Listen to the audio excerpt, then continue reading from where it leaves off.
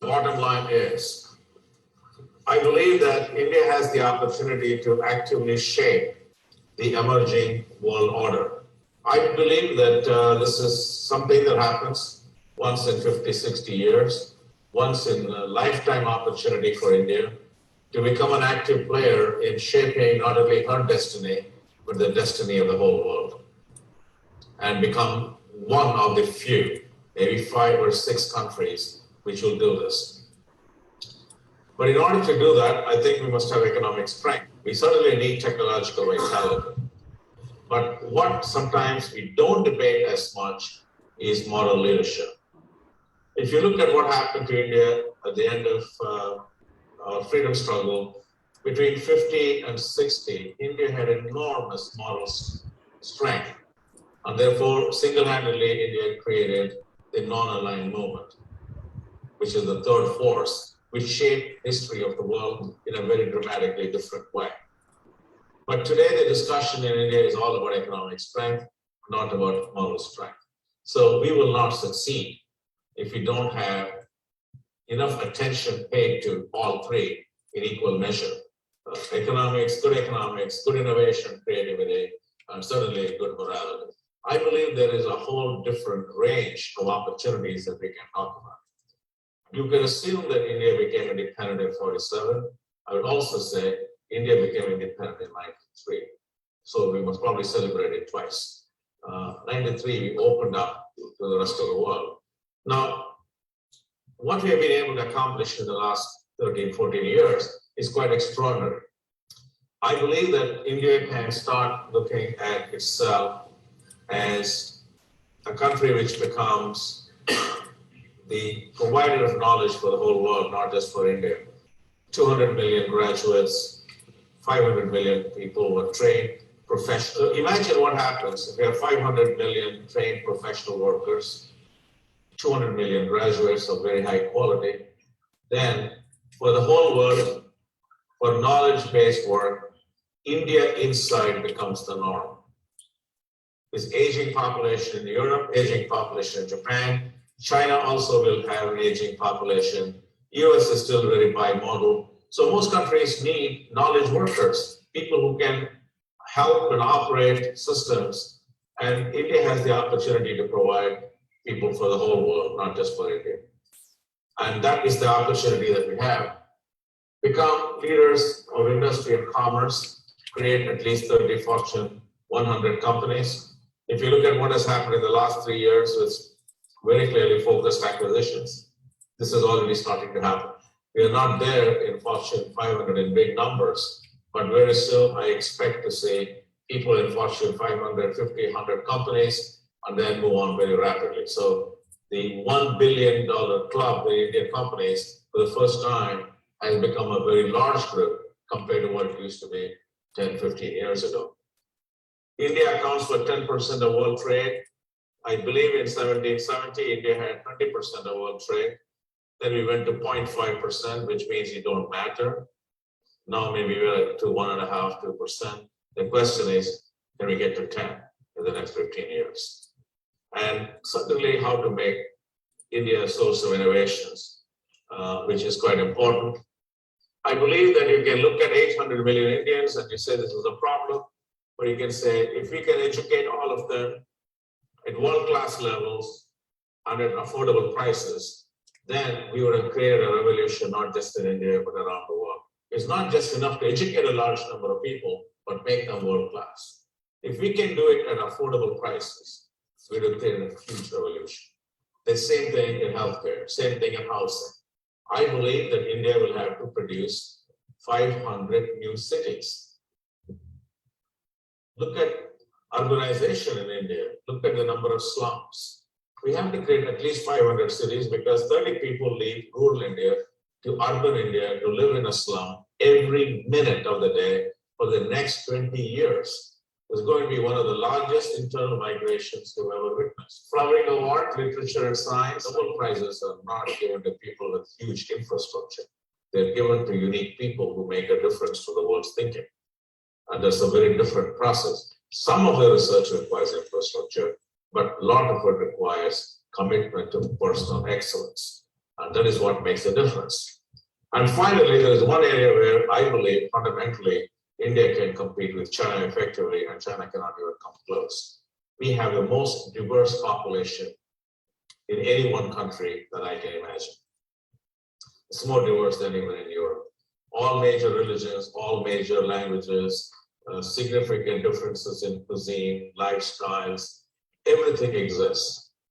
If we can figure out how to live in harmony, if we can not just live in harmony, but leverage our diversity to good advantage, we would have shown the world something very unique. Is this a prize worth fighting for?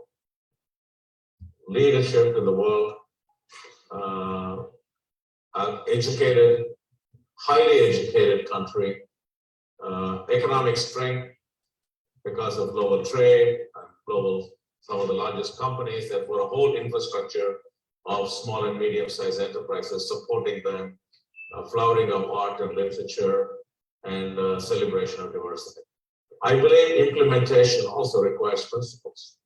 The point I want to make is resources have no absolute meaning.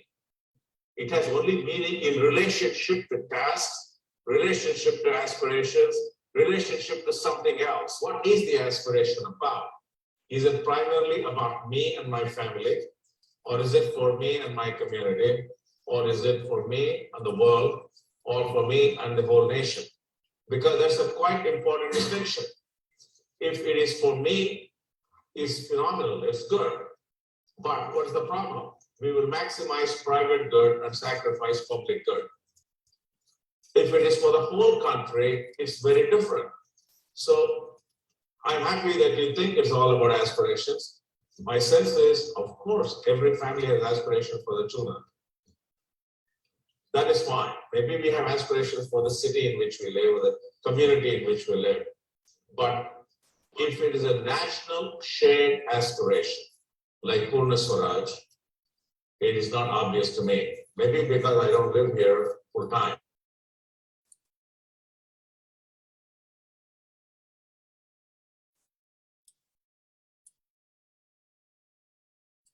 Next to Israel, we are the only country totally surrounded by failed states. I like to ask the question, is this a result of not having a national aspiration, allowing each state, each city, each district to do whatever they want, so that we have such an asymmetric development and so much of disempowerment that we have created already a lot of fragmentation. That is 40% of India is lawless. If we push this another 10 years, what is the guarantee that we will not look like Afghanistan? Then let's not talk about global leadership. What I want you to think about is 500 Rajas lived in this country before independence. The British did not want independence. In spite of all that, without television, without internet, without radio, without large number of newspapers, we created a common vision for all of India. So we are divisive, we are asymmetric in our development. If we don't create a common vision, if we don't help each other, if we don't pull together, we will have a totally divided, fragmented countries that can fall apart. So the danger, this is a national security issue. It's not just about economic development. So I am presenting the potential as an opportunity. So the aspiration cannot be only for the community or only for the individual. In other words, you must worry about the whole country. Otherwise, we will fragment very fast. You already see the fragmentation. You must imagine the new India.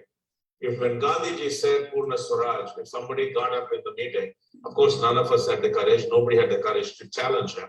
But let us assume somebody stood up and said, Gandhiji, can you tell me how to do it? What could he have said? Could he have given the means? Of course not.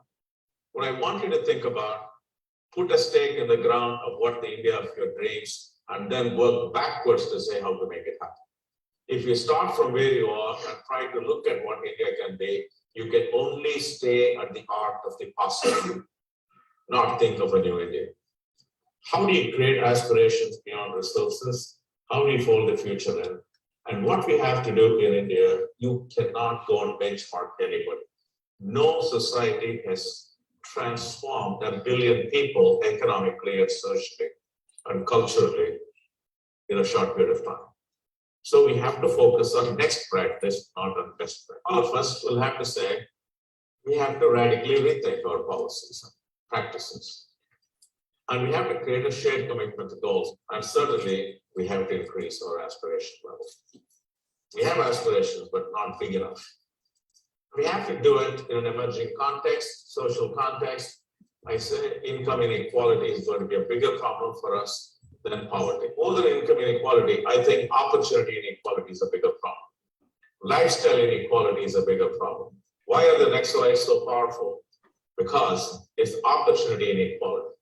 Why is there so much caste-based politics for reservations? It is because opportunity inequality. So we want to really think beyond incomes to opportunities and lifestyles. We must create transparent solutions. In fact, as long as we have transparent solutions, call it markets if you will, but transparent solutions. But also, we want to create access and affordability to all people. India cannot be changed without scale. If you don't touch the lives of 100 million people, you are not making a difference. So scale is fundamental. Same thing, we have to protect our environment, but all our systems are stressed. Water, forest deforestation, pollution, it's wastage, tremendous problems. And of course, transaction costs, bad governance. I say, first change in mental models. Let's think big. We have lots of data, but decisions are political, ideological, not data-driven.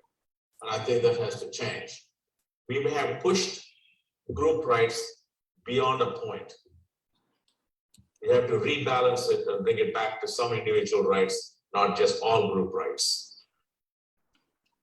Corruption must be treated as treason, and I'm very clear. Corruption is all our responsibility. No corrupt country is rich. Some people in the country may be rich, the country is not rich.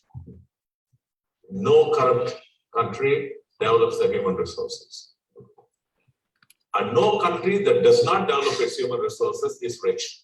The desire for individual advantage, masking the collective requirements of other people, is creating a very distorted view of what India can be. The question is, the message for me is, can we be honest when no one is looking? Or should we be honest only when everybody is looking? I'll leave it to you. So I just say, let's develop an innovation sandbox. Let us assume 6 core assumptions. First is we need scale. Second, we must be environmentally sensitive and rigorously impose environmental standards. We must change the value proposition for everything we do, whether it's primary education, college education, make it affordable to everybody. We must be market-based. We must focus on social equity and public good, and we must respect the rule of law. If all of us only agree to these 6, and every decision that we make, we went through this and said, am I following these 6 principles? And the answer is yes, and we make our decisions, I think we can create the India of the future. And you can't say, I'll only take the 3 which are interesting, but I don't like social equity, or I don't like lack of corruption and fairly transparent systems. You can't pick and choose. You have to take it as a package. If you do, I think India will be very different. This is what I shared with the group in CII in 1989. I said you can look at the world as local firms and global firms, small domestic market and world-scale domestic market. What is the advantage of the United States? One of the world's largest markets, and also home for some of the best companies. So is Germany, and so is Japan. The question is, China and India did not have a domestic market of world size, neither did they have any global companies. So I said maybe by 2000 we can get there. We're fairly close. I think we can only do it if you can get our imagination right, passion and courage for making India different. Some analysis, yes, but pure analysis will not get us there. We must have the belief in ourselves and in our country to get there. But it's not only for India, it's not only for our community, it's not only for our cities, but it is for the whole world. This is important, not just for India. Of course, it's important for India, but it's also important for the world because we represent 1/5 of humanity. This is one person's view of what India can be. Namaskar, hello and welcome to this very special commemoration. I'm Raghav Mittal. I'm the Director Research and Programs at Rethink India Institute, and I'm joined by Dr. Surbhi Vaishpittal. So today is the 13th Punyatithi of the legend of Coimbatore Krishna Rao Prahalad sir, whom we were listening on the occasion of India at 60. And it is quite a momentous occasion that in this year of India at 75, Professor Prahalad curated a vision, India at 75, under the ages of CII at that point in time, and we were listening his invocation over there. Today we are commemorating his 13th Punyatithi. We lost him at a very young age of 68 because of an undetected lung disease at that point in time. But the kind of impact Professor Prahalad brought about to the entire edifice of management thinking, and Indians generally are known to be great coders and great technocrats, but he broke that glass ceiling somewhere, and he reintroduced that Indians are great thinkers as well. And today, to commemorate his 13th Punyatithi, we have got the great good fortune of celebrating, I would say, the strategic impacts of 13 doyens and emergents in the space of strategic thinking spread across the nook and cranny of the country, down south to up north. We would be making a south to east, north, and then west traversal in recognizing these very luminaries who have joined us in this commemoration on 16th of April 2022. And as Professor Prahalad, he has been very, very I would say unequivocal in presenting complex management ideas in simple terms. And as you are the doyens and the emergence in the management thinking, in the strategic thinking, as Professor Prahalad said, that strategy is all about stretching limited resources to fit ambitious aspirations. And the ambitious aspiration which he himself set out at that point in time, India at 60, and today we are commemorating all these 13 luminaries in his name with corporate and social strategy, catalyzing Atmanirbhar Bharat, which is again a very ambitious aspiration for this 133 crore people out there. So before we come to the felicitation of each one of these luminaries, let's spend a bit of time in remembering the legend of C.K. Prahalad. We all know Professor Prahalad was born in a Madhva Brahmin family at Coimbatore, and that's where his first name of Coimbatore comes into place, recognizing the place over there. In 1941, his father was a Tamil scholar and judge in Madras. At the very young age of 19 years, he finished his BSc degree in physics from Loyola College, Chennai, which was part of the University of Madras. And he joined the Union Carbide of the Bhopal gas strategy, which will happen much later in the day, where he worked for around 4 years. And then he did his postgraduate work in management at the Indian Institute of Management, Ahmedabad. And then he went on to Harvard Business School, and Professor Prahalad is one of the very few giants or geniuses who completed his doctoral thesis in a limited span, the minimal span of 2.5 years. He earned his DBA degree. Professor Prahalad returned back to his alma mater at IIM Ahmedabad. He served over there for 2 years, but for certain reasons, he had to return back to the US, and he was appointed at the University of Michigan's Ross School of Business Administration. So that was his academic journey, and he eventually became a tenured full professor, earning the university's highest distinction, Distinguished University Professor in 2005. In early 1990s, Professor Prahalad advised Philips Jan Timmer on the restructuring of the Electronic Corporation, which was called to be, it was on the brink of collapse, and a process which was named as Operation Centurion. It was set up and it was successful after 2 or 3 years. Professor Prahalad was the inspiration behind the vision of India at 75, while commemorating the 60th year of India's independence on 23rd September 2007.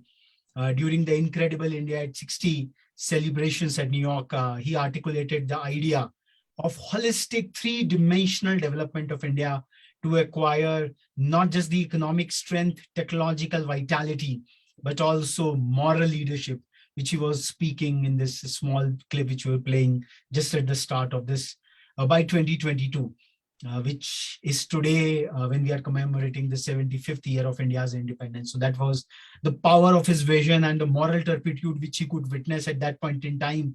The entire country really got revolutionized, as we have seen in these 15 years, in a very big manner. The Confederation of Indian Industry adopted his vision on 8th of May 2008, and this initiative of CII also found resonance with the government, as in the Strategy of New India at 75 document released by the Niti Aayog, Government of India in 2018.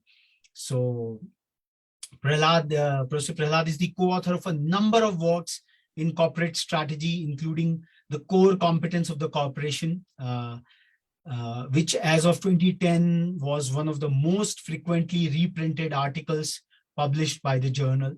He co-authored or authored Competing for the Future of Competition, The Fortune at the Bottom of the Pyramid, Eradicating Poverty Through Profits.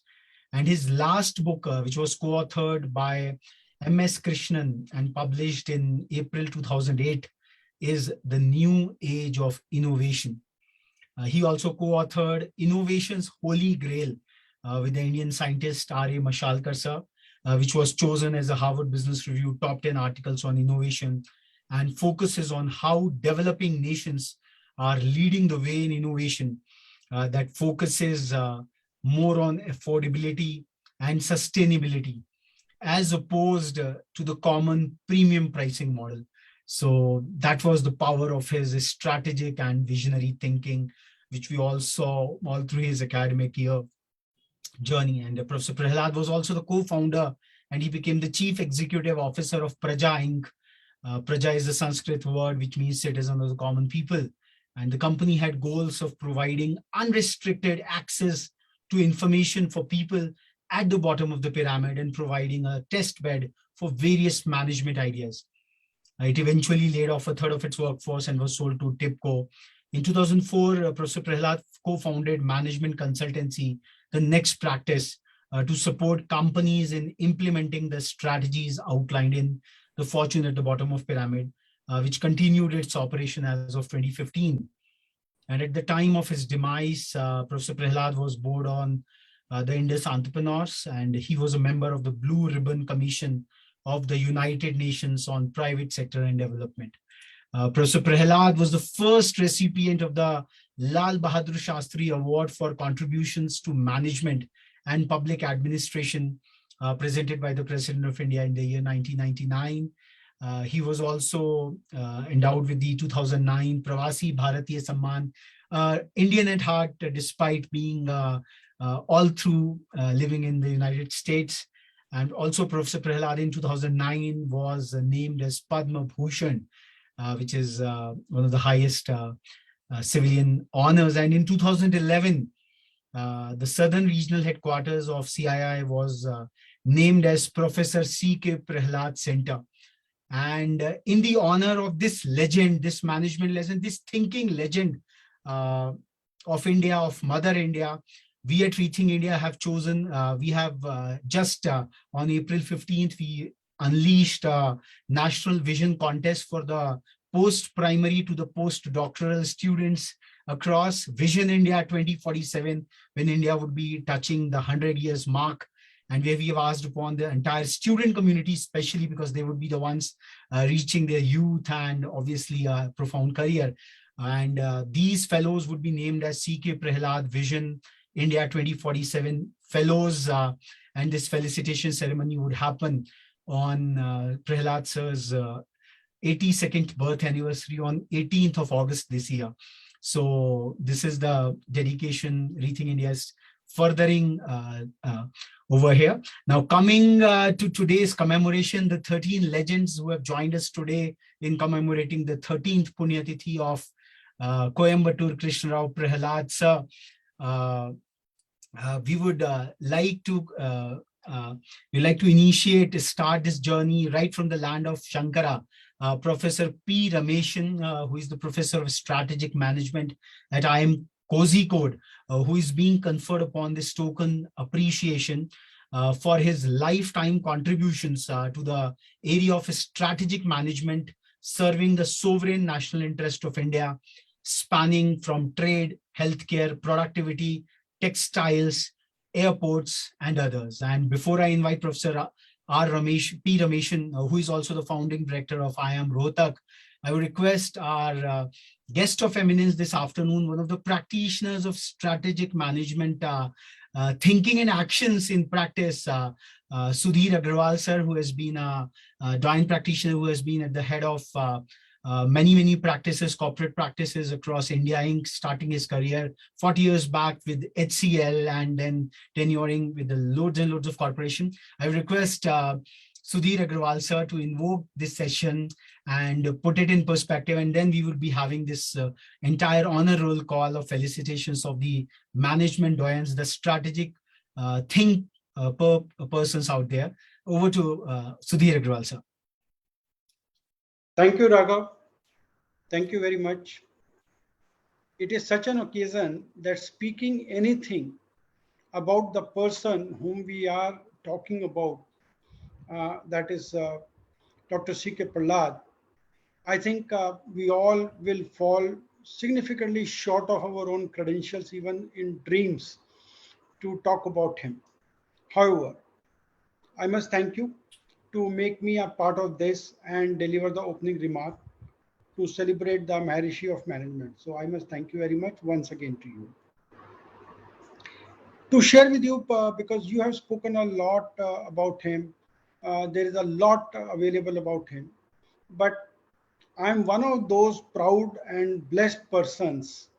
I had an opportunity to listen to him in person and even ask a question on the public platform.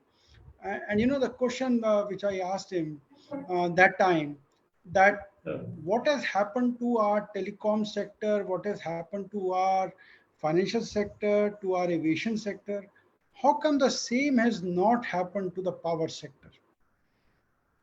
Because power sector is equally critical for the growth of the country. So I'm so happy and I'm so blessed that I had that opportunity of asking him a question in person. Also, Raghav, if you look at it, that Atmanirbhar Bharat, what we have been talking, what we have been driving, he as a visionary, so many years back he had envisaged, and it takes courage. Let me put it this way: it takes courage to say something like what he said. Let us assume for a moment that having a lot of poor people is an advantage rather than a disadvantage. You can understand country, a aspiring country like India saying such a thing. But I think that was the fundamental to Atmanirbhar Bharat. Basically, through his fortune of the bottom of the pyramid, he drew the attention. He drove that entire theme. So it is only a visionary like him, could have done. And we, all Indian, we feel very proud when we associate ourselves with somebody like Dr. C.K. Prahalad, as a who was a practicing researcher and teacher, who coached so many Indian corporates, and he led them from the front. When coming to the recognitions to Dr. C.K. Prahalad, to me, it is very simple. A recognition to Dr. C.K. Prahalad means it is an honor to the whole recognition itself, because he is such a person of that esteem, that any award which is conferred on him, it is an honor for the award itself. And we just saw that India at 75, what we are driving now, what we are trying to think now, what we are trying to do now, through that Azadi Ka Amrit Mahotsav, he had envisaged, he had seen so many years back. And we also see today our rural economy, the contribution of rural economy is slowly growing in our economy. In COVID itself, we saw around 5% increase in the rural economy, during this process, because a lot of money which is going into the rural area, the new markets for any manufacturers, for any service provider is the rural area. And we see that, it is in the tune of 30 to 45% of contribution, comes from our rural area. And for me, I have two champions. I can say one, of course, Dr. C.K. Prahalad, and second, Anand Mahindra ji, because somehow I have very high respect for his personal, being a person and a professional. And he said something like this: C.K. Prahalad was gathering us like a shepherd would gather his flock, and was essentially bent on chastising us for what we hadn't done, and how and what we could do. Now imagine, it takes courage again, and only people like, I think, Anand Mahindra can say those things when they meet a person like Dr. Prahalad. And this is a true story, so let me share with you, because I said I have so many fortunes.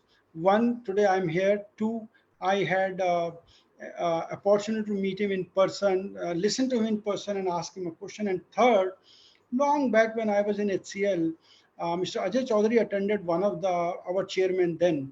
He attended one of the programs by Dr. C.K. Prahalad, and he shared with us. He says, do you know, he gathered all the CEO of IT companies in a room, and when he was talking to them, he said, do you know, Americans never knew how to negotiate with Indians.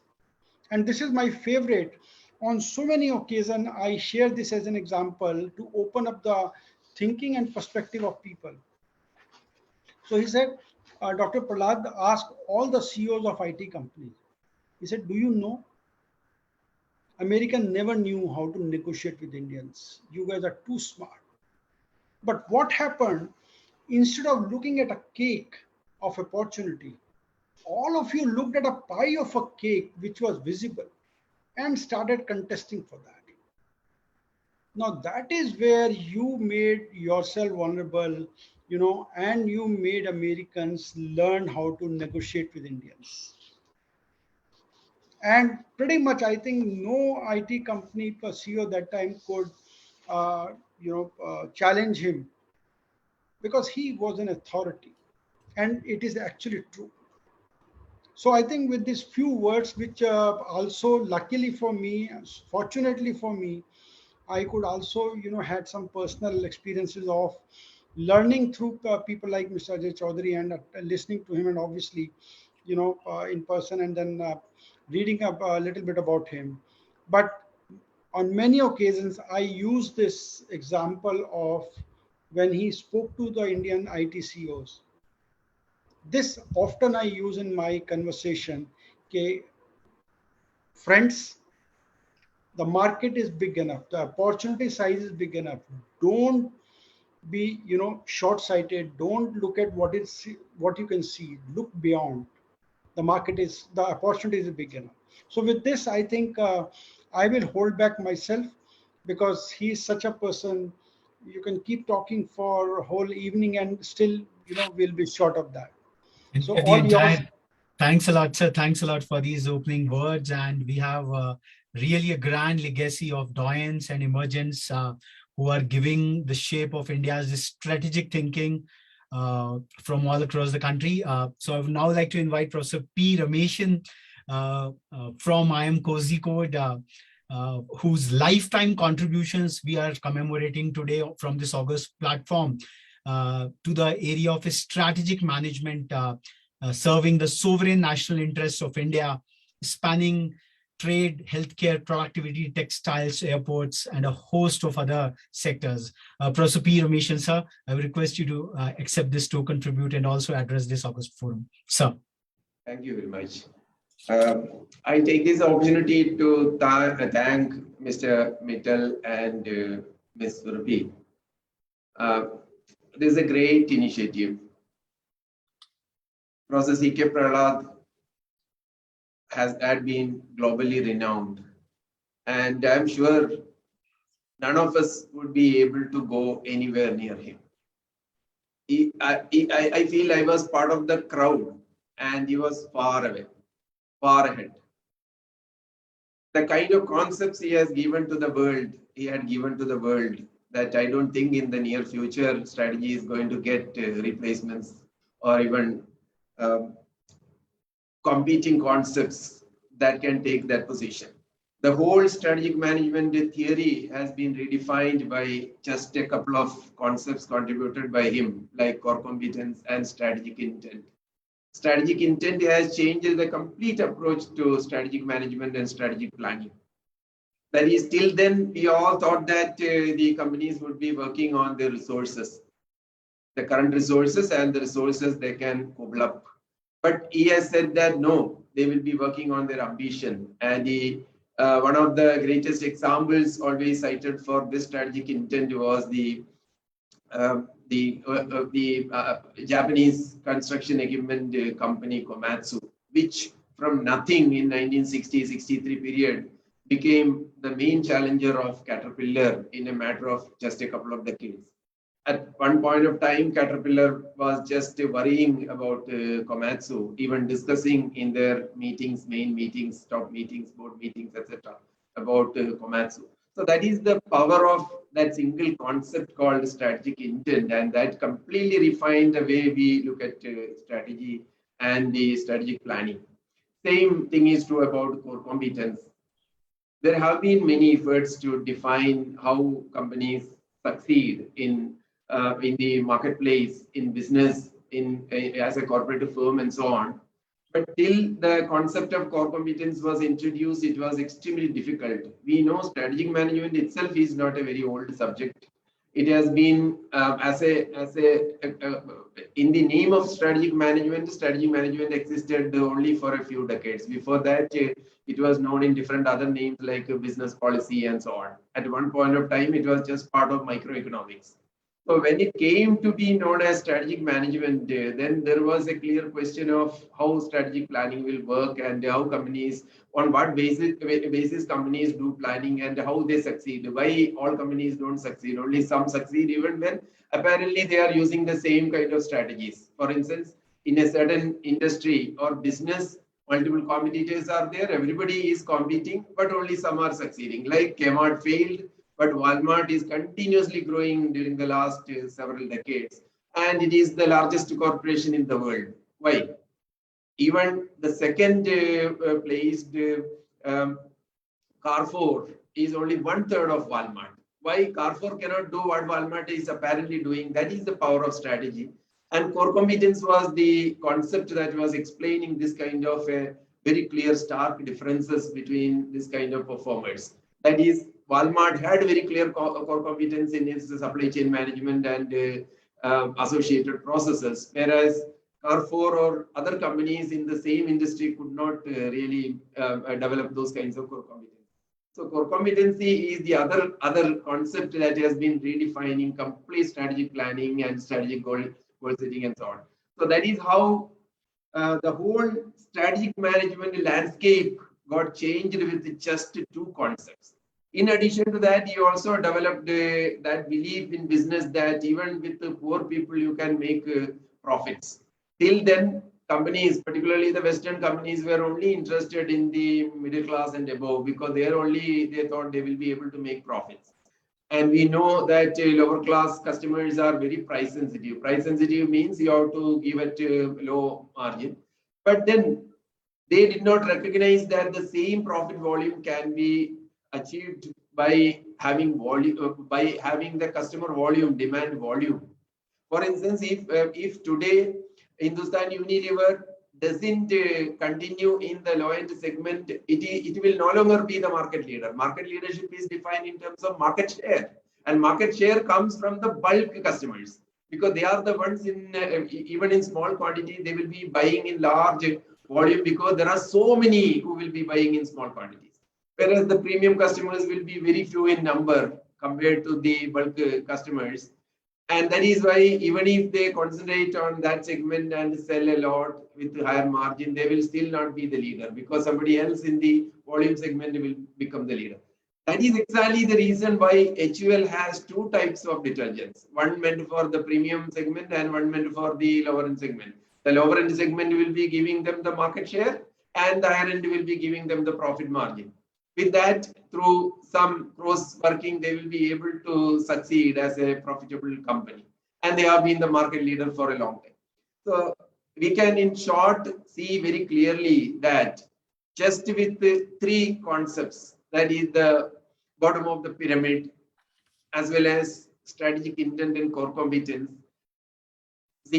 process CK Prahalad completely changed the landscape of strategic management, which only got its name in the last few decades. And it is not about something happening in India. It happened in the whole world. The whole global strategic management has been redefined.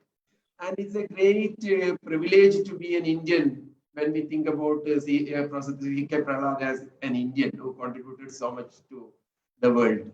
And it's unfortunate also for me that I never had an opportunity to work with him or even have a good interaction with him.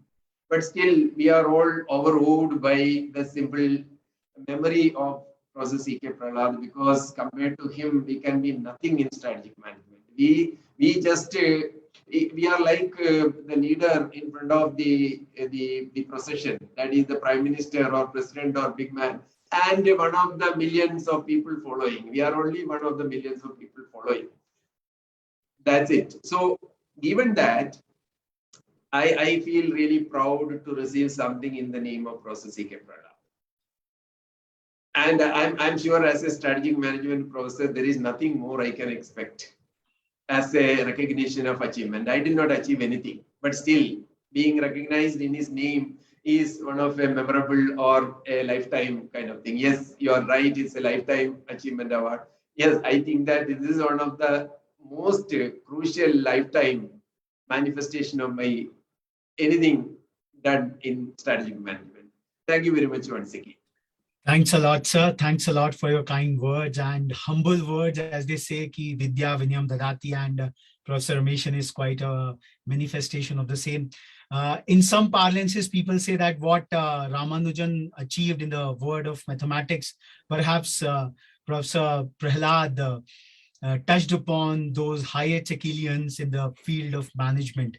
And remembering Prahalad, we have just interspersed a couple of his quotes with every felicitations. Imagining the future may be more important than analyzing the past. Prahlad की बात हो और भक्त वत्सल ना आए तो यह संभव नहीं. So this is quite I would like to now invite Professor Dr. Kanakapalli Bhaktavatsal Rao, who is the Ajit Singhvi Chair Professor, Department of Management Studies at IIT Madras. And Sir has a mammoth publishing on the interface of strategy and leadership, deeply anchored into the Indian context, with his latest one, which has been published in just 2021, which has been titled as Strategic Management, Practice and Philosophy for India, Inc. We would request Professor Dr. Kanakapalli C.B. Rao, sir, to accept this token tribute and guide us, illumine us in the entire discipline of strategy and leadership, which is so very vital for an Atmanirbhar Bharat. Professor Dr. C.B. Rao, sir.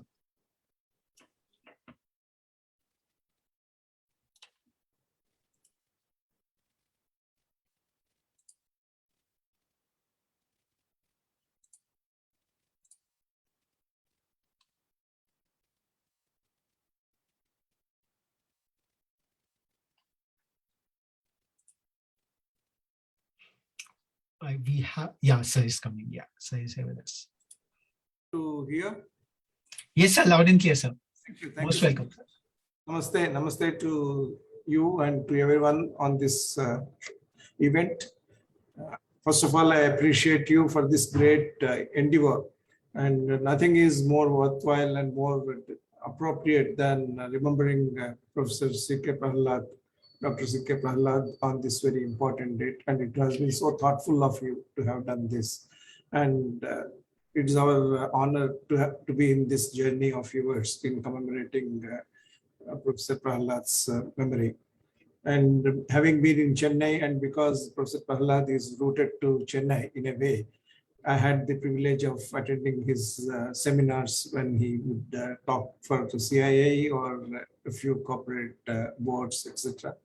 And as we have seen in the videos today, it is a breeze. When he says something, it is so natural, so fluent, and so much to the point, and every sentence is a pithy point that he makes, and that is the greatness of Professor Prahalad. And I would say that strategy would not have been what it is today, but for the several path-breaking concepts which Professor Prahalad has brought about and propagated. He shared his knowledge. He never kept it only for a few clients or few consulting organizations. He virtually shared his knowledge all across the world. And as Indians, we are really proud that he has been the management guru from India who has achieved the kind of global distinction which no one else has achieved. Another great thing about Professor Prahalad, because Professor Rameshan has talked about several of his accomplishments, and so did other esteemed speakers, so I don't want to touch upon them. But one thing which we should mention about Professor Prahalad, every management guru generally works around and works on the fundamental premise he starts. We don't need to really name management gurus, but just as an example, if you talk about Professor Porter, it's all around competitive strategy, or someone else only on balanced scorecard, or goal setting, execution, things like that. But Professor Prahalad brought in at least 6 to 10 powerful concepts. He never stayed with one concept. So he was one of the first exponents who brought globalization to the center stage. And then he moved on to talk about strategic intent, then core competence. We talked about innovation, co-creating value. And he was probably the first management thinker to talk about the poor. Poor, how can they be the growth sectors? And his concept of micro producers, micro consumers, micro innovators, micro financiers of poor is something which is very unique. And when we go in for Atmanirbhar Bharat, and there's nothing more profound that should guide us in developing our own nation. So in more than one way, he is a legend and a stalwart. I don't think anyone has written so much, save, let's say, Peter Drucker, about various aspects of management, strategy, and leadership as Professor C.K. Prahalad has done. So it is really, really great that you are honoring him on this day. And I'm thankful to you for kind of giving this small token for which I think, I mean, anything, just association with his name itself is so profound that to be associated to this award is a great honor. And you said that it is a token, but it is not just a token. It's a kind of something much more, something, when you have that certificate or testament and you keep it, say, along with the photo of Professor Prahalad and his name, it is an honor. And it is an honor that will be cherished lifetime. So thank you so much for your kind gesture and the great initiative that you have initiated. Thank you so much. Thanks a lot, sir. We have all been greatly endowed by your profound scholarship in the area of strategy and leadership. And at this juncture, when we have Unacademies and Byju's and a host of learning platforms, your course on NPTEL on strategy and leadership was really very sought after. So it's because of doyens like you, this entire parampara of Indic scholarship, Indic thought process, it continues further and forward. And Professor C.K. Prahalad was truly the exponent of that Indian parampara of scholarship in that right earnest. Moving forward, just another remembering quote from Prahalad sir: invest time in languages and intercultural awareness. Focus on becoming part of the global citizenry in exchange for the opportunity to participate everywhere or anywhere in the world. You have the obligation to do something productive which will improve the world. Develop a personal mission, a desire to leave a personal legacy. And with this, we have the great good fortune to honor strategy legend, Professor Deepika Gupta ma'am, who is the Assistant Professor of Strategy at IIM Visakhapatnam, for her research focus on cultural entrepreneurship and intellectual property. I would request Madam Deepika Gupta to please accept this token tribute from this forum and also address her views and thoughts and her tributes to the legend of Professor Prahalad.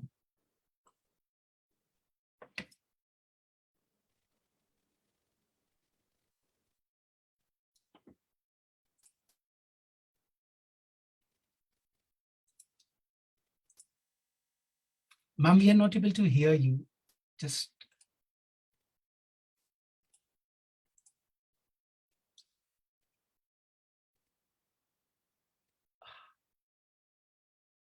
yeah. So maybe we'll just return back to Madam Gupta once a bit of this technical issue gets resolved. I think it's there on this photo. Yeah, let me just.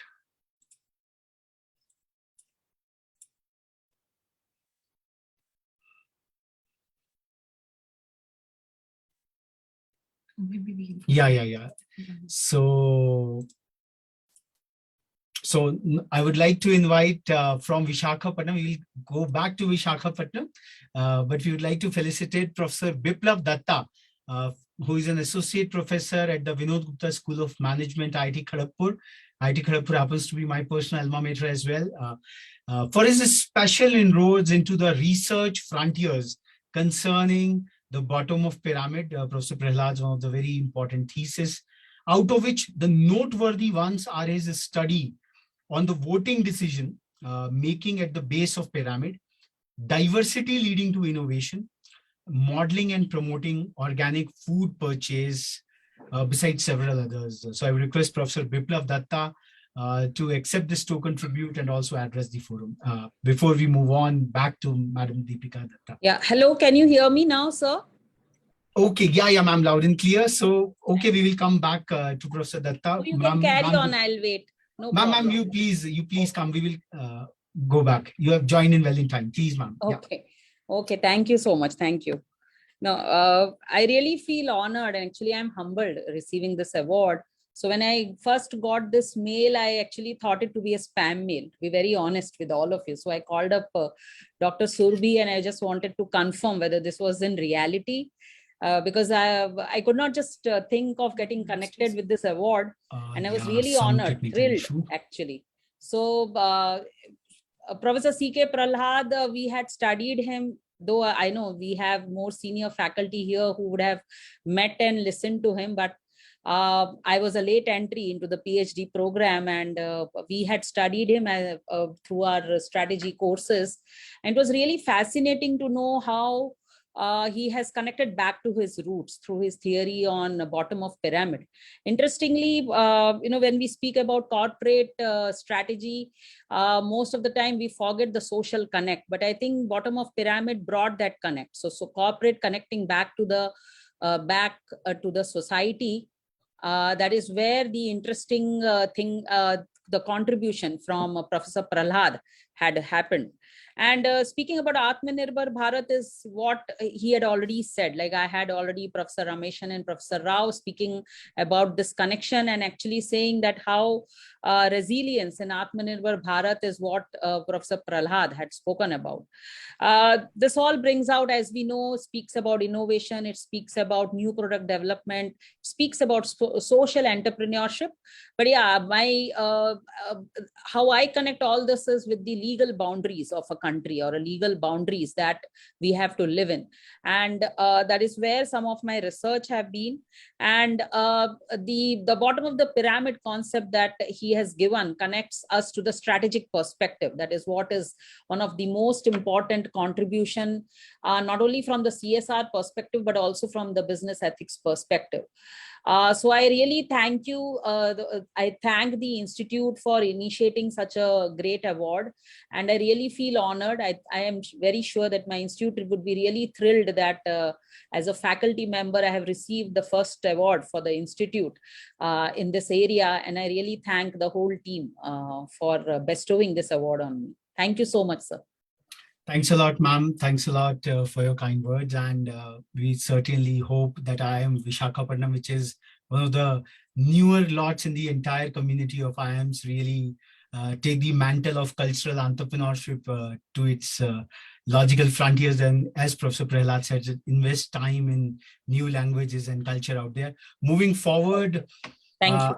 Another quote from Professor Prahalad: if you are honest about helping others, rather than showing how smart you are, things are very easy. So this was the empathetic Prahalad to all of us who really felt it deep within his heart to help others, to really, I would say, transform the fortune at the bottom of the pyramid. So with this, we would like to invite Professor Biplav Datta to accept this token tribute from this August forum and also address out here.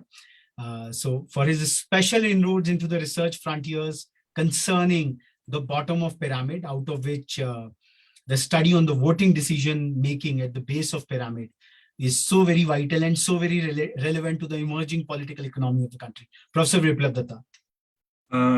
Thank you, Professor Mittal, Mr. Mittal and Dr. Surbi, and the others who are organizing this very important event. And how should I start? I mean, we have been, myself and Professor Shravanti Mukherjee, we have been working together with our research scholars into the bottom of the pyramid. And we have around 4 theses now, PhD theses now, which have come out of this concept and come out of this idea. And although Professor Prahalad really talked about the bottom of the pyramid, but today when we communicate our papers, etc., then we understand that this bottom of the pyramid has many negative connotations, in the sense that it is not really the bottom, but it is basically the base of the pyramid. And that is where it gains. The people at the base of the pyramid have a status, have a personality, and they are no less than people at the middle or at the top of the pyramid. So today since you have highlighted one of my papers, that is voting behavior at the bottom of the pyramid. So, and with the, the kind of times that we see, the legal actions, the courts and the law and the crimes which are there, then we kind of, think that what does it all mean? Why do the women folk have to endeavor the rarest of the rare crimes? And there, when we did our research in our in the villages near our place, and at Bijnor and in other places in eastern India, we see that the men folk have an attitude and a behavior which can be changed easily. Women's behavior also change easily.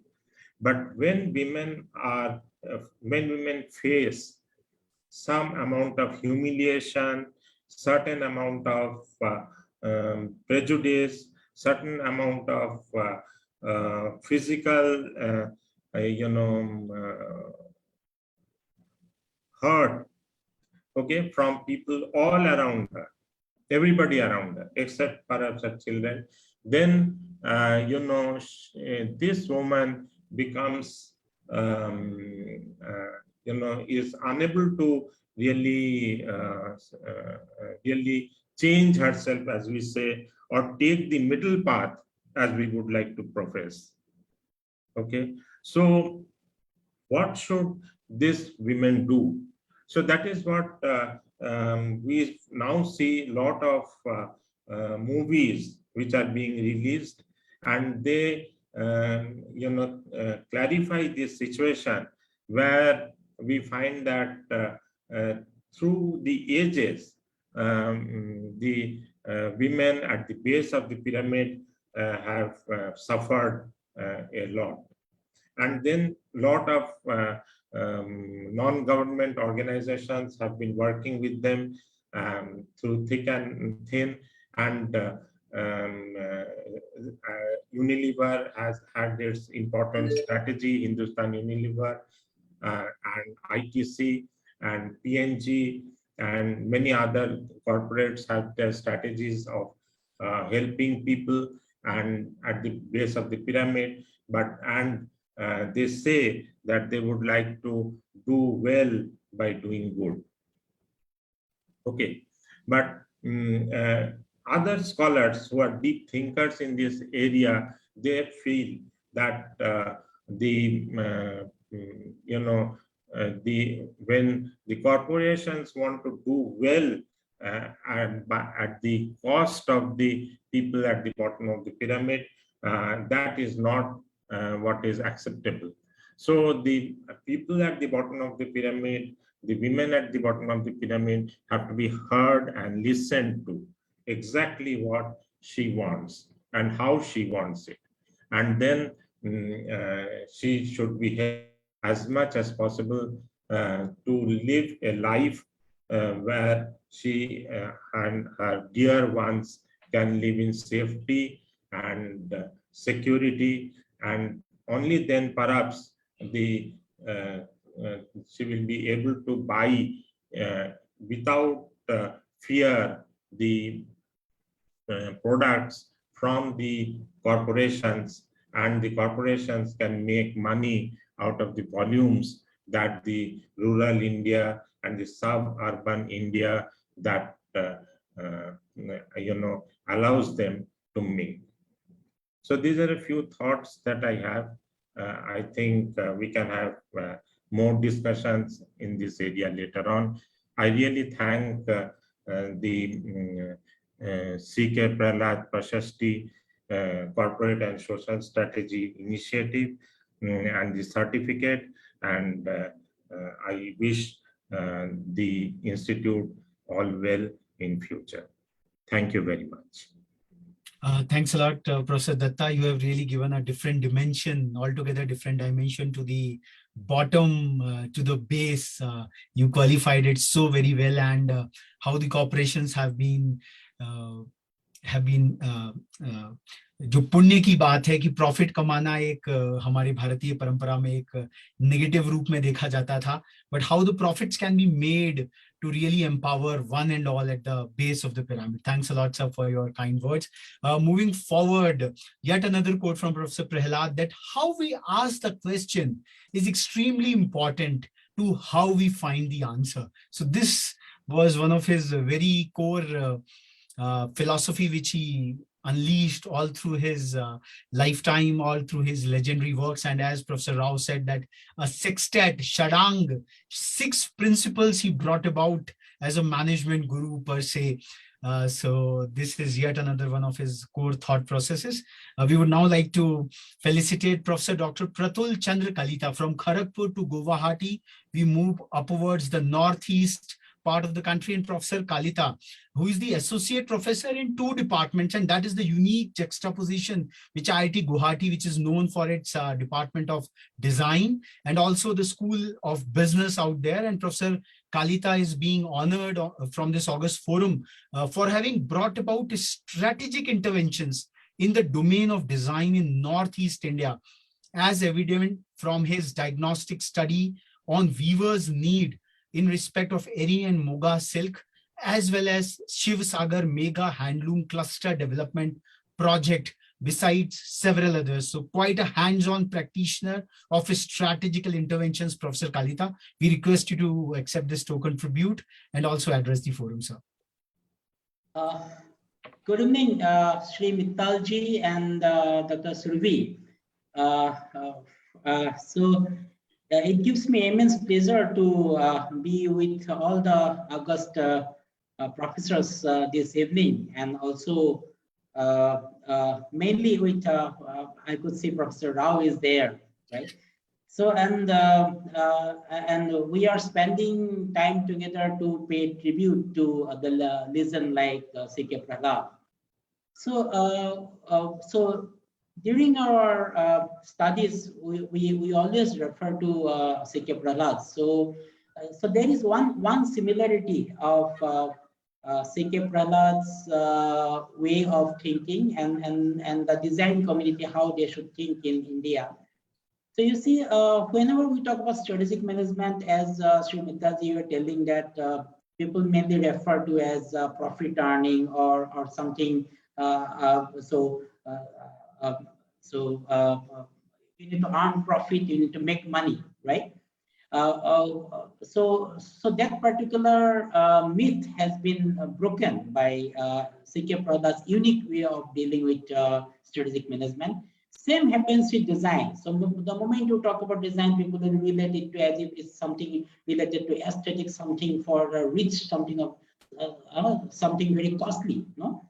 So Professor Gupta was also referring that how C.K. Prahalad was dealing with new product development and innovation to meet the needs of the poorest of the poor. So that makes a lot of difference. So in the design for development community, we refer to C.K. Prahalad to a great extent, along with people like Tim Brown, who has given us the theory of the chance by design. We also relate our theories to Amartya Sen.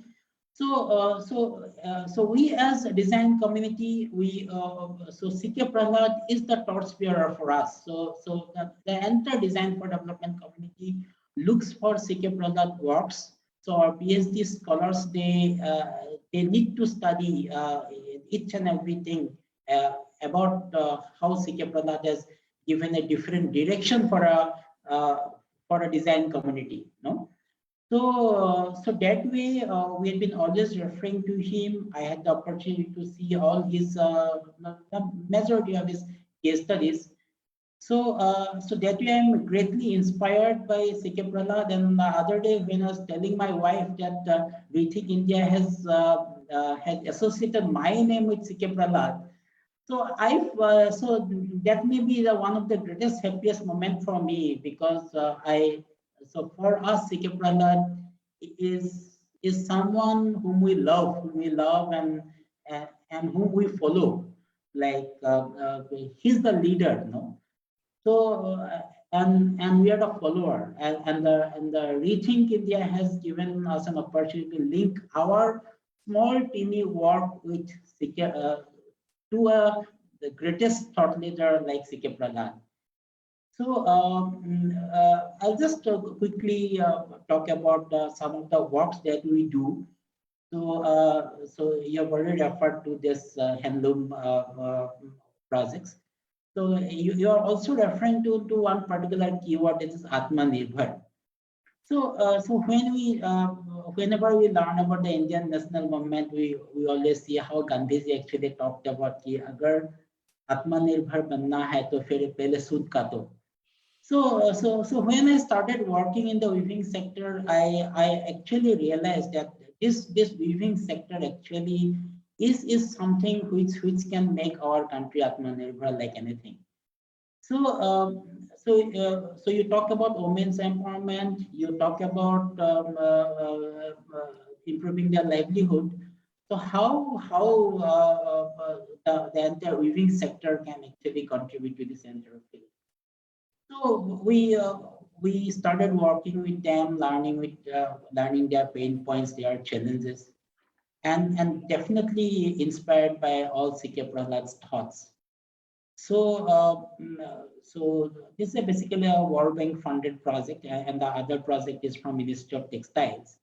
So we are trying to eradicate poverty profitably. No, so that is something very interesting. So there's a strategic management angle to it. There's a business angle. There is no charity. Like C.K. Prahalad said, no, the poorest of the poor, they don't need charity.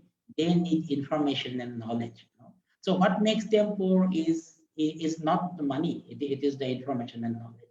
One of the most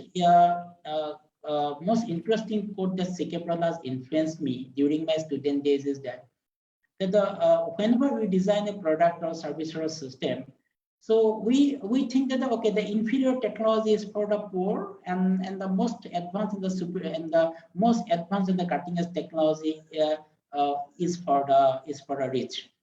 But C.K. Prahalad actually broken that myth that we need the most sophisticated and advanced technology to meet the needs of the poorest of the poor.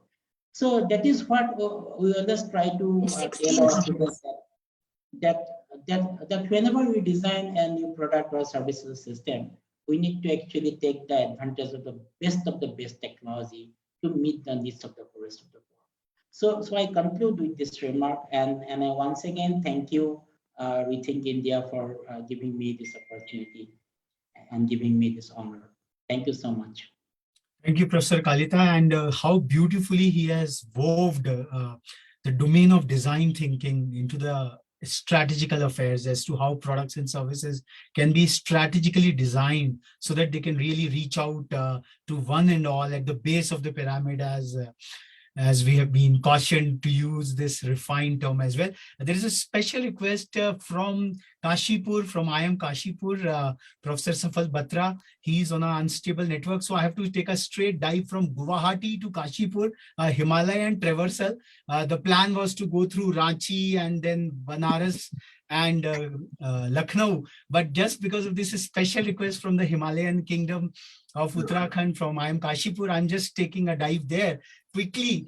And he's a very special strategic thinker from this industrial township of the state of Uttarakhand, Professor Safal Batra.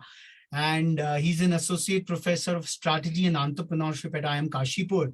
And we wish to recognize him with this token tribute for his research focus on innovation in his small businesses, performance of his small businesses, the dark side of entrepreneurship, and engagement in developing tourism and agricultural startups. So over to Professor Safal Batra to accept this token tribute and also address this forum with his strategic thoughts.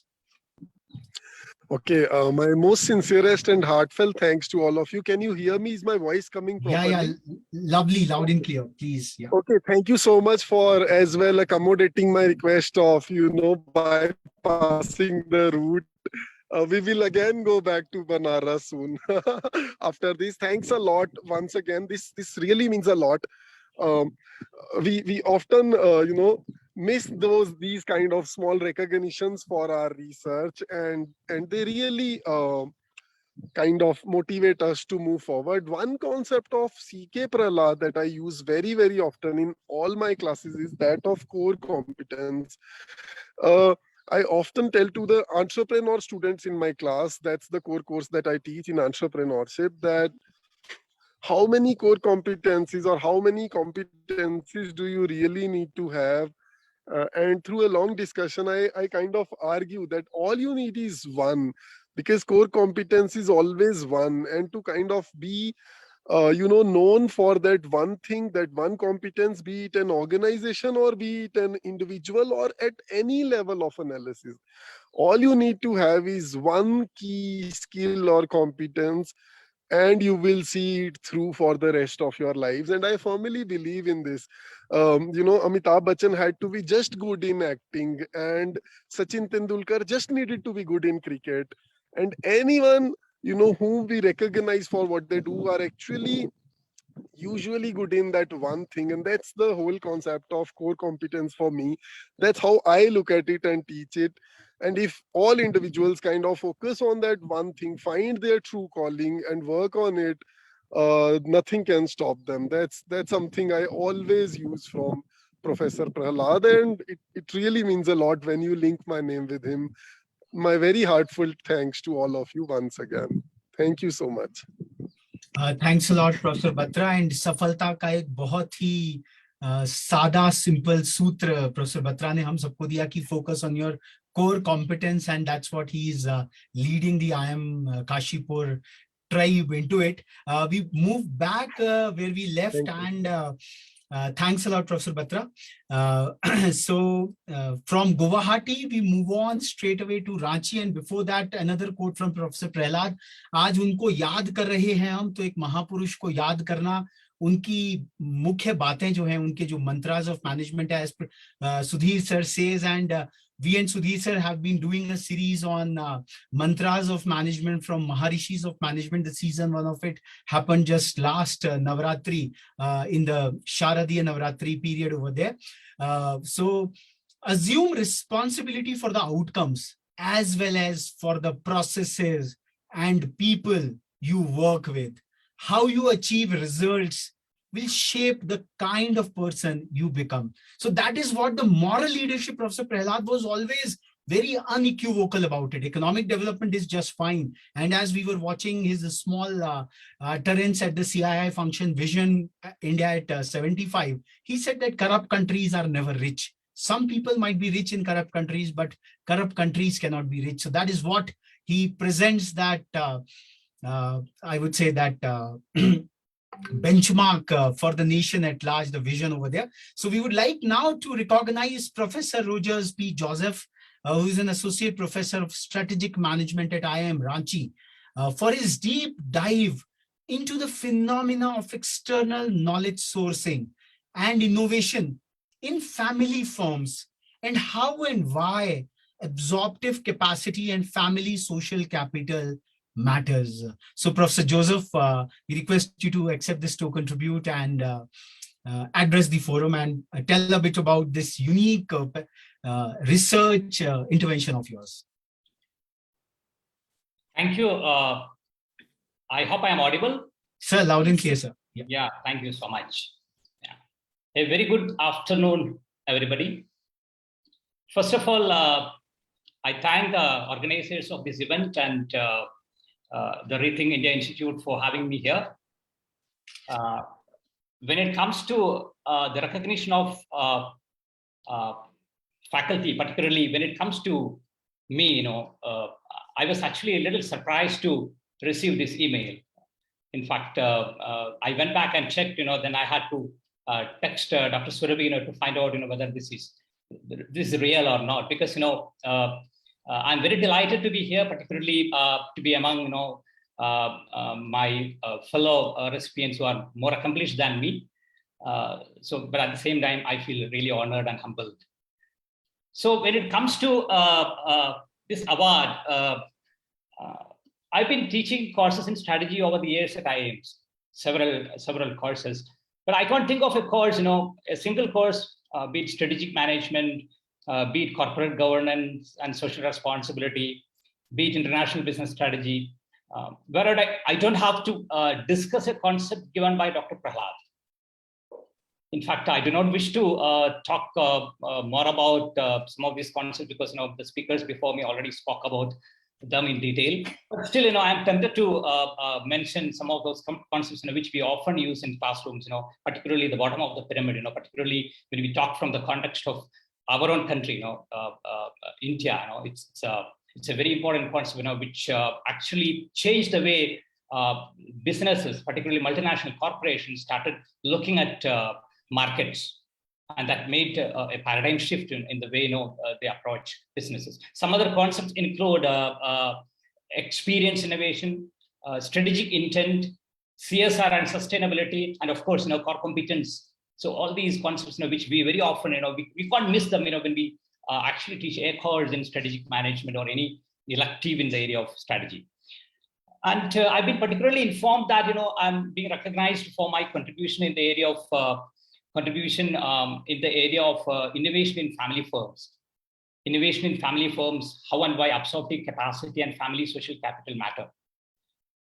So I take this opportunity to wholeheartedly thank my co-authors of this work first, but for whom I wouldn't have been here possibly. Right. So we have actually done a bit of interesting work in these areas, including in the space of gender and entrepreneurship, particularly the role of women entrepreneurs in India, how they are influenced by several institutional barriers, how several institutional barriers impact their initiatives and outputs, particularly not just formal institutions, particularly informal institutions, so for example, gender norms and so on and so forth. So we are carrying forward this work, further. And I also take this opportunity to congratulate my fellow recipients of this recognition. And I think let me not go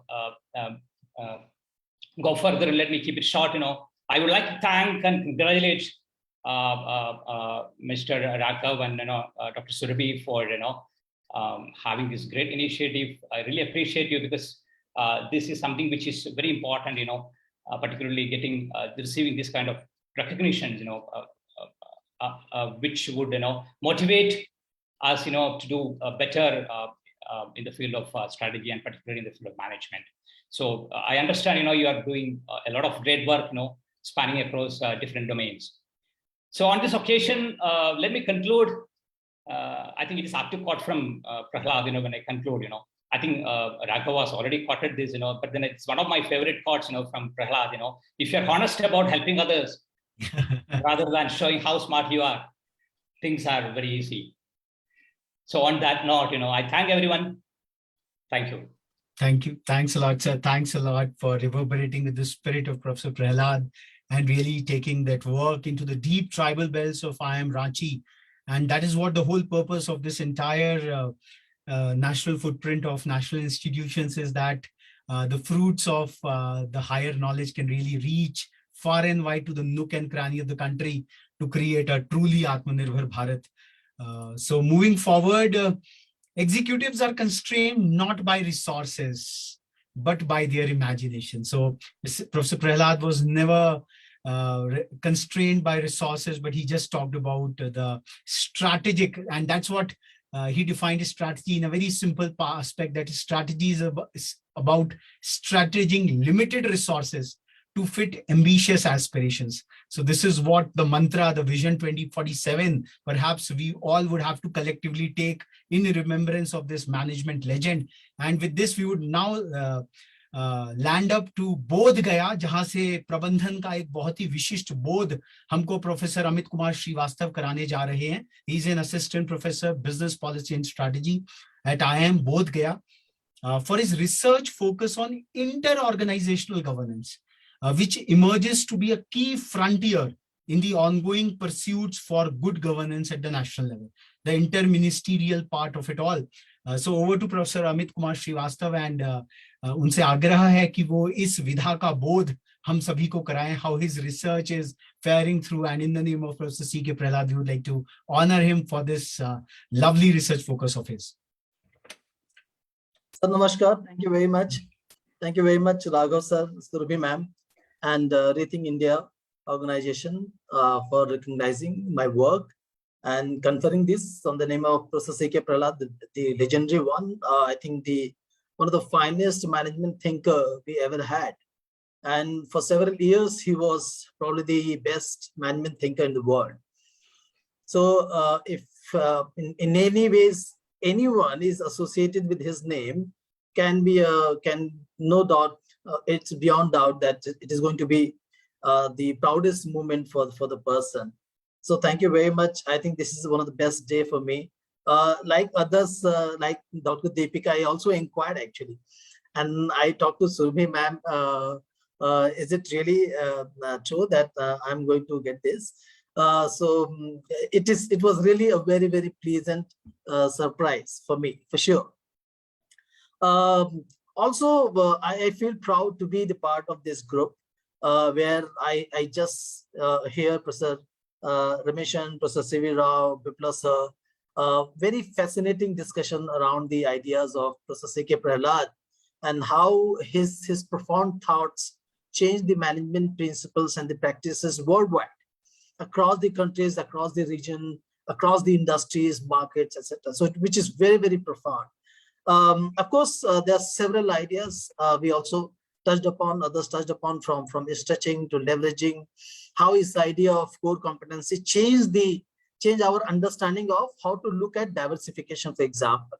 Rather than only looking at the final outcome product, look at in the process, capabilities, and competence, and figure out where to enter and where not to enter, as far as diversification is concerned, which is very fascinating idea that changed the course of diversification thinking worldwide. Base of the pyramid, for sure, especially countries like India, it has a very profound impact. Especially, he also talked about how the capitalist imperialism has to be transformed worldwide. And some of the connotation gets reflected in the idea of base of the pyramid or the bottom of the pyramid. The work that I do is inter-organizational governance, or more fundamentally alliances. And we have to again go back to his idea, Professor C.K. Prahalad, who really very clearly told us that rather than stucking between hierarchy or to market approach, there is a hybrid approach. That hybrid approach is the strategic alliances. So I think this is one of the best idea gave by him also. So I'm working in that idea. And we are talking about Atmanirbhar Bharat, where on one hand, we have to really think about independence, or at least not to be too much dependent on the other, but at the same time, we have to also collaborate, right? And it is happening more cross-sectoral. For example, now smart city is a product that has to be developed by several players coming from different sectors and forming an alliance and collaboration to develop that product. Similarly, transforming India requires several people, like Rethink India is doing fabulous job here, contributing on their front. Several organizations, institutions, government sectors, educational institutions, corporates coming together and forming alliances, which is making alliance even more complicated in today's time. So whether it is transaction cost, which he was mentioning in his lecture also, versus production and distribution costs, and balancing between them, or between formal approach to more contractual approach of managing a collaboration. There are so many learnings I think we can draw from going back again to readings of Professor C.K. Prahalad. And I'm surely getting a lot benefited by just going back to old classical work of Professor C.K. Prahalad and seeing how they are useful in today's time. For example, just one more example I would like to give. In his book on future of computation, he also mentioned about how the internet technology is going to transform future competitive landscape. And what we see today, digitization or digitalization, which is really every day we are seeing some new business models emerging, which is solving the problem of the customer on one hand, and also giving great opportunities for entrepreneurs to scale it up and develop a great business around that. So I think there's several learnings we have, I think I am also blessed to see Professor C.K. Prahalad live. I was in Ahmedabad working as academic associate in 2007-8, and he was there to give a lecture. He was talking about bottom of the pyramid idea, and this is one of the movement, and I think it's a frame that got stuck in my mind forever. So I can see C.K. Prahalad giving lecture even today. So thank you very much. I think it's emotional feeling also to be associated with him, and I owe a lot to Rethink India, to Raghav sir, to Surabhi ma'am, and to everyone who gave me who conferred this to me. I congratulate everyone. I got great opportunity to hear the others also. So thank you very, very much. I hope I'll be able to give justice and contribute more even in the future. Thank you so much, sir. Thank you very, very much. Thank you professor Srivastava. Bharat में 3 ऋणों का वर्णन होता है, पितृ ऋण, देव ऋण और ऋषि ऋण. तो आज प्रोफेसर सी के प्रहलाद के मेमोरी में सभी लोग अपना ऋषि ऋण to further forward his legacy, his intellectual legacy, भारतीय परिप्रेक्ष्य में जो उन्होंने चिंतन किया, सर्वे भवन्तु सुखिनः, सर्वे सन्तु निरामयाः, सर्वे भद्राणि पश्यन्तु, मा कश्चित् दुःख भाग् भवेत्. So that inclusiveness, what he wove in his entire management philosophy. So it was not just limited to the top of the pyramid, the 1%er syndrome, which we are seeing ravaging so very much today. Professor Prahalad talked about the base of the pyramid, and of which you all are the great inheritors. And वो कहते हैं कि उनकी जो आज पुण्यतिथि है, तो उनका जो व्यक्तित्व है, हम सभी में वह पैशन, वह कमिटमेंट, वह ला पाए, और वो हम सब देख रहे हैं. So many C.K. Prahalads bubbling with so much of conviction. So it's really a very, very touching moment for all of us. Yet another quote from Professor C.K. Prahalad: the real source of market promise is not the wealthy few in the developing world or even the emerging middle class consumers. It is the billions of aspiring poor who are joining the market economy for the first time. So he was so very empathetic and concerned about that bottom of the pyramid. And with this, we would like to come to the land of Banaras, the sacred land of Kashi, Kashipur or Kashi. Professor Abhijit Viswas, who is leading a very profound set of research in this entire domain. He's an assistant professor at the Institute of Management Studies at BHU.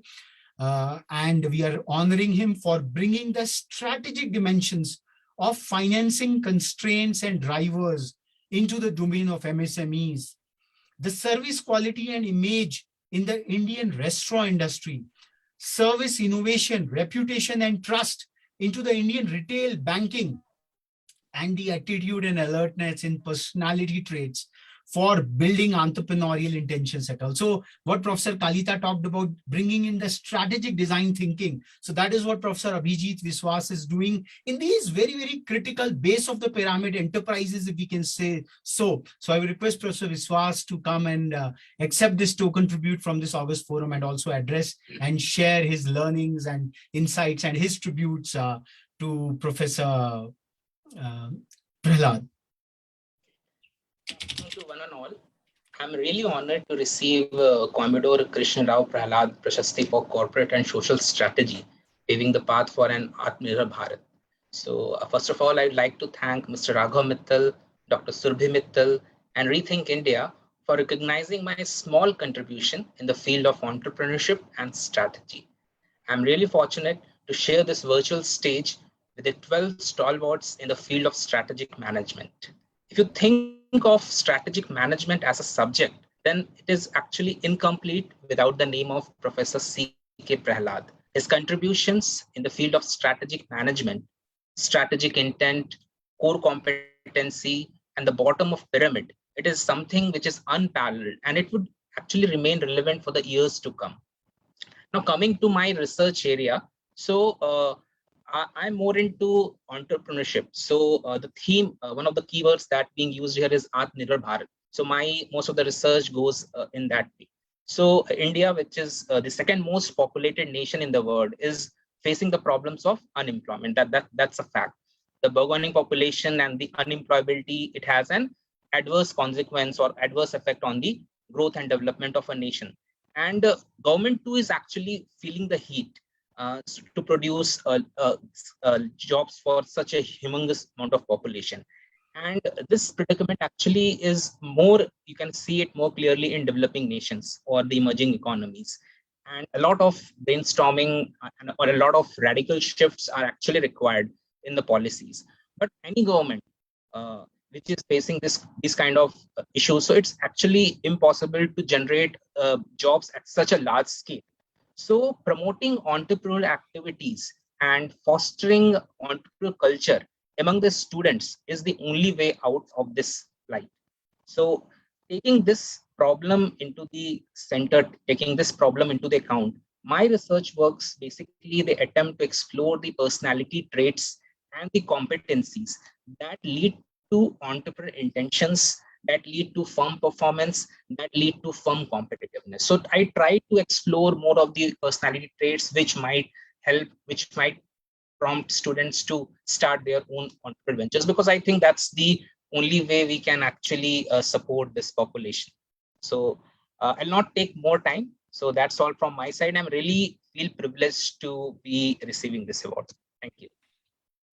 Thank you, Professor Viswas, and our humble pranams to Professor Sudhir Jain, who has joined in from Gandhinagar to Banaras Hindu University. And what a lovely direction of research you are pursuing. And the image part of it all, I think that really caught our editorial board, that SMEs, MSMEs, they don't have that image perspective over there. And we would be having a longer session with you regarding that, as to how you are improving, how you are bringing out strategic interventions in that area. Moving forward with wolves, solidarity is first, but when they hunt, they change roles. The implicit hierarchy depends on who does what. In an organization, one unique person makes a difference, but you need teamwork to make it all happen. We would now like to recognize and cheer Professor Kshitij Awasthi, who is an assistant professor of strategic management at IIM Lucknow, for his unique research interest in the corporate political activities, wherein he tends to look at the various government connections to firms and its effect on different aspects of business performance. So quite a very unique and specialized area, linking the political economy to the corporate connections out there. So Professor Kshitij Awasthi, I request to receive this token tribute and address the forum. Thank you so much, Mr. Raghav and Dr. Surbhi. So, I mean, like some of my colleagues said here that initially I was also not sure how and why this is. So I spoke to Dr. Surbhi and she made it clear. Even that time I was thinking that how can I be, and something that Raghav ji जो पहले शुरू में बोल रहे थे 13 legends, I definitely don't count myself legend, feeling embarrassed all the time that you say about legend and what you say doyens and so on. So I'm very early stage in my career, and just being associated with something like this is a great honor for me. So thank you very much for this honor in so early stages of my career, and with not too much to show, particularly if you talk about a mountain just next to me. So I'll share something more interesting about Dr. C.K. Prahalad, because most of the other things, important things have already been said, and I don't want to be repetitive. But how when I was applying for doctoral programs, I knew very few management gurus, even though I have done MBA, but in terms of knowing people's contribution, there were few, but CK Prahalad was one I knew even before I pursued my MBA. So he was well known even in the common parlance, and then when I obviously wanted to do PhD, then I read a lot of his work just because it might be asked to me in interviews. So basically, he has some kind of contribution in me getting selected for PhD and then getting professor. So there is some contribution that even he will be realizing he didn't even try and he is doing. And I might not be alone. There might be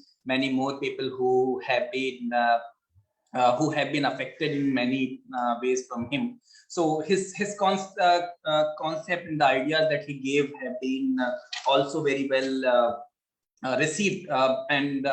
So in management research, what we usually see is that a lot of that doesn't go to practice. We do our work, researchers remain a little bit cut off from what really practitioners are. Where what Dr. Prahalad was great in the sense of taking that line out. Like whenever he does research, it is as much relevant to practice and as much relevant to research, academic research. So that way, he was amongst this group. Also, he stands apart from a lot of other big scholars in the field that he was connected to the ground. So I also somehow I could not work much like some of colleagues here on the topics that he has been doing, but the way I have been thinking about is that the broad concept of being inclusive in terms of looking at profits, being at that has affected me in a positive way, and I keep on telling those concepts, even though not directly from my course, sometimes not directly from course, but otherwise also to the students that you can, I mean, if you want to make profit, why not to make profit in a way where a lot of people get benefit. So that is one way of keep looking at his ideas. I'm also happy to share this space with Professor Deepika Gupta, who was, we were contemporaries. He was obviously ahead of me and guided me a lot during my initial phases, and then she convocated and moved to other place. And we have not been, we have not met for very long time, and meeting here directly is such a great thing. And thank you so much, Raghavji and Surbhi ma'am, for this honor. And it's great to be part of this forum. Thank you. So can I add one line here, because Kshitij mentioned my name, Professor Mittal. Both of us are actually worked under the same faculty, Professor Reggie, and both of us are so happy. I know our guide will be really, really happy, two of his students getting the CK Prahalad Award. So thank you, Kshitij. Vidya Param Daivatam. So great. So this is what is the knowledge traditions of our country are all about. वो जो परंपरा का जो भाव है वो बहुत ही strong है. हम लोग लखनऊ से Kashipur we had done a dropping earlier. So we move on, and the resource allocation task of top management has received too much attention when compared to the task of resource leverage. तो यहीं पे professor Prahlad का जो strategic resources का intent आ जाता है कि strategy is about stretching limited resources to fit ambitious aspirations. हम लोग कंप्यूटर साइंस में ऑप्टिमैलिटी की एल्गोरिथमिक spaces की बात पढ़ते थे with the same computational resources. How can you design smart algorithms to really have a lesser complexity? So that is where that computational thought of Professor Prahalad, we can see it again and again in his resource allocation frontiers.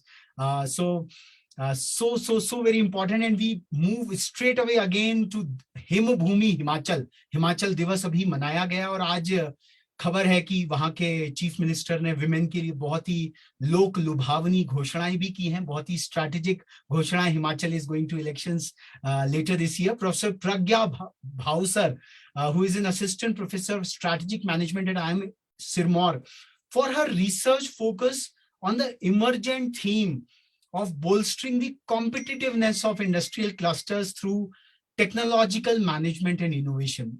So we request Professor Bhausar to receive this token appreciation and also address this forum.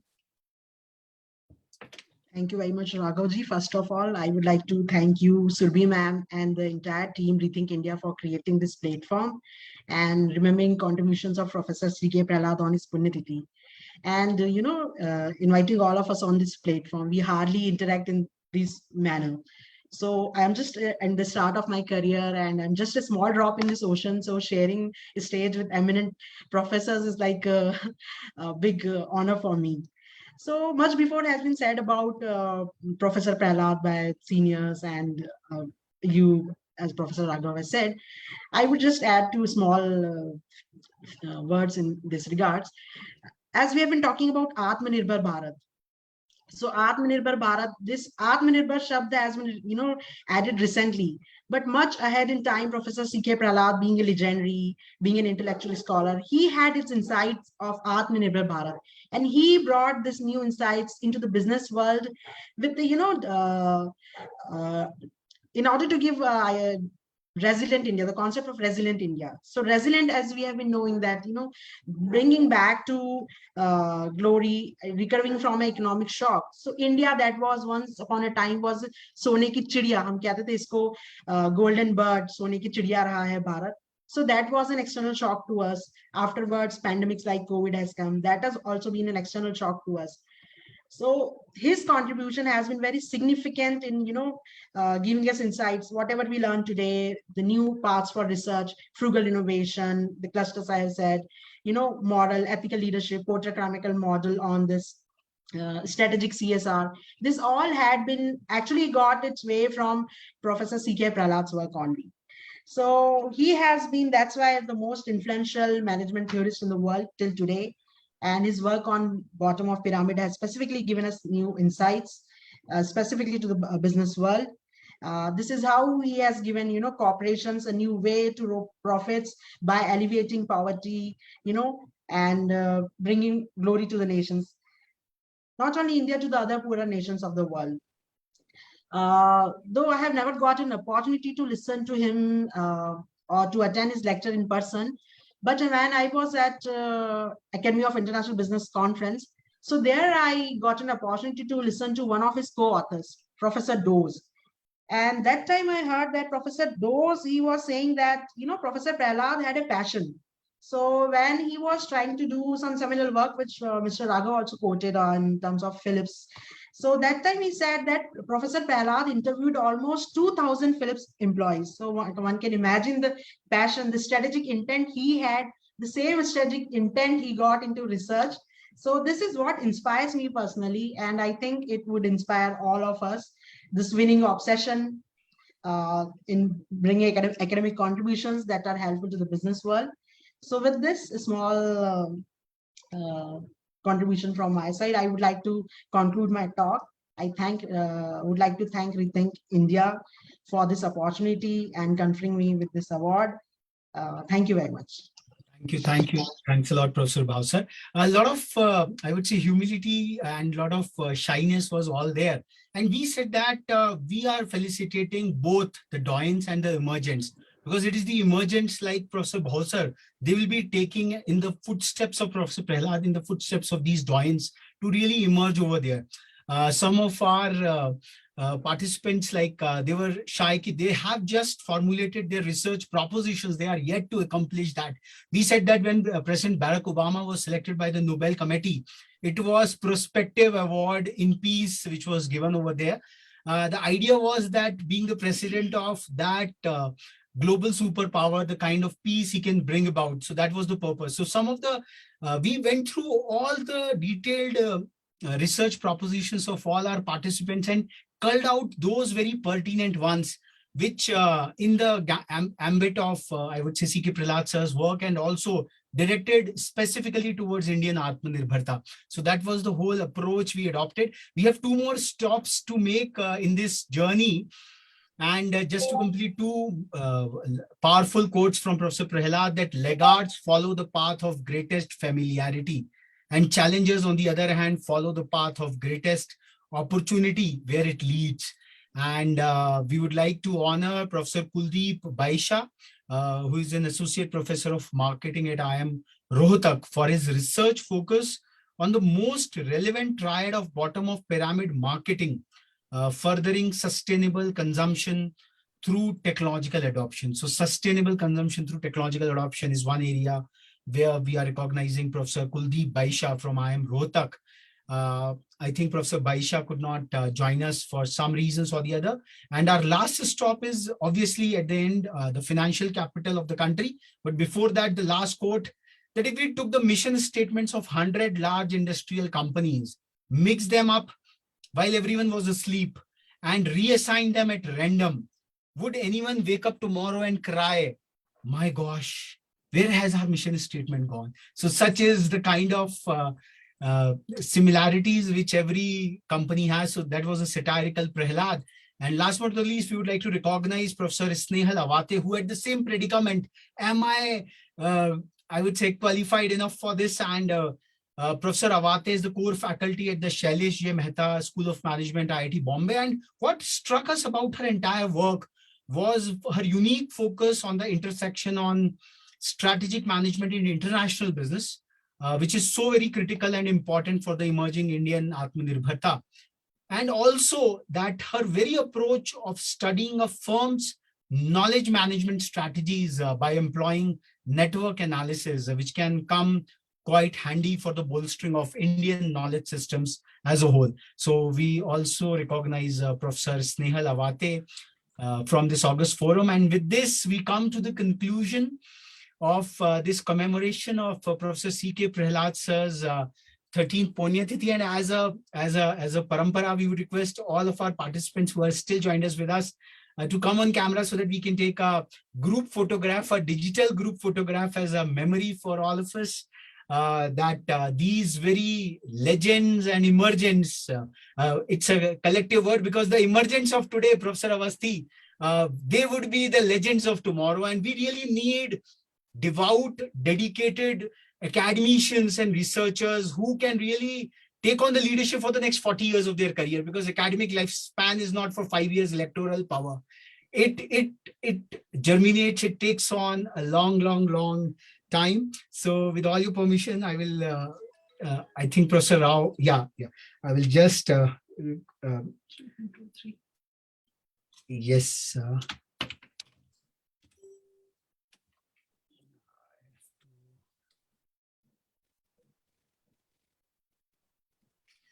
I was told how to take a print screen on Mac, but I think okay, I have got it. So any closing words? You are all most welcome for 3 to 5 minutes. We can have a closing comments out here, and we will then take leave with the memory of Professor Prahalad, and take the conversation and take the drive further and forward. So maybe Professor Rao, as the senior most Bhakt Vatsal, because Prahalad ki baat aa rahi hai, to Bhakt Vatsal to hai hi, and in our tradition, Bhakt Prahalad is Bhakti ke agar sarvoch agar acharya hai, to wo Prahalad hi hai, aur Bhakt Vatsal Narsingh ne unke liye avatar liya. So maybe Professor Rao's closing words for all of us. Sir, you have to unmute yourself, sir. It was a great event, and it brought together with singular focus of Professor C.K. Prahalad, multiple ways his contributions have been seen and researched upon and written about, spoken about. And it has been great, because the multifaceted genius of Dr. C.K. Prahalad, we could only barely touch as we started talking about his capabilities and trying to relate ourselves to his greatness. So this itself is the essence of Professor C.K. Prahalad's greatness. He is a nationalist, beyond doubt. He thought about India. He wanted India to be a great power. And much of what he has envisaged and encouraged us decades ago has been becoming reality now, as you can really see. And this path we will definitely continue. And he's also a great futurist. He thought about globalization when nobody talked about globalization in the management field. He thought about that. And he's also a great socialist, talking about the poorest of the poor and making them partners in progress of the society.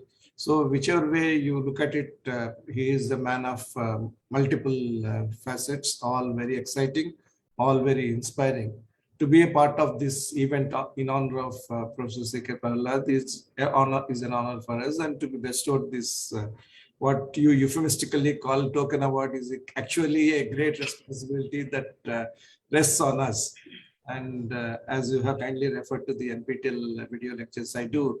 And in that, amongst the 5 leaders I have chosen towards the end of the lecture, whether it's coincide much ahead of the time or not, lecture 57 is dedicated to Professor C.K. Prahalad. I said timeless in strategy and tireless in creativity. And that's what Professor C.K. Prahalad represented. In fact, I can just show that. So I can show that close.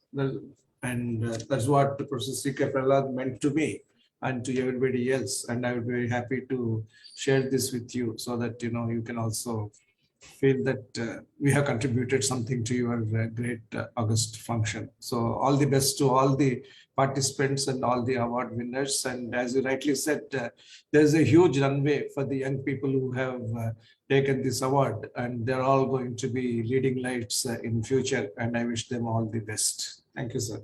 Thank you, ma'am. Thanks a lot, sir. Pranams to all of you and pranams to the Chetna of Professor C.K. Prahalad, whose legendary thought, as sir said, timeless strategy and creativity, his tireless creativity, timeless strategy and tireless creativity. Let it keep on guiding us. उनकी जो ऋषि प्रज्ञा है वो हम सभी का मार्ग प्रशस्त करे।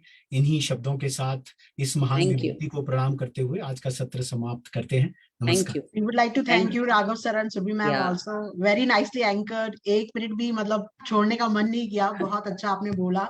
In terms of knowledge also and in terms of anchoring also, the quotes you brought. It was one of the great master of ceremonies that I have seen recently.